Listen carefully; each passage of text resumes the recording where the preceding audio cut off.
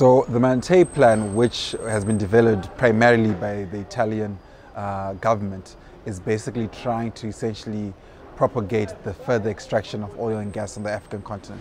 Our first problem that we saw it, as said by the African Union, was that there was no consultation with African leaders or communities on the plans that they have for the Africans' development. And the Mattei plan is still really focusing on what companies like Eni have been focusing on for the last 50, 60 years, which is the extraction of oil and gas. So when it comes to oil and gas, the focus is always that, oh, we need oil and gas to export to Europe or to USA, and that's the picture that's been sold to a lot of African leaders and countries and communities. However, there's such a profound impact on a lot of communities, especially those who live in those areas where there's extraction. So I'll start, for example, with oil.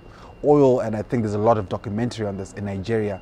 There's so much spillover that happens in these communities where basically in the communities that live around these oil rigs, there's a lot of cancer. There's a lot more maternal deaths. There's a lot more poor health lifestyles essentially that's coming from these communities. You'll not see the gas being turned into electricity for a lot of these communities. We are starting from the point of arguing that fossil fuels, and there's so much research on this now, are essentially driving a bad impact in terms of our climate change.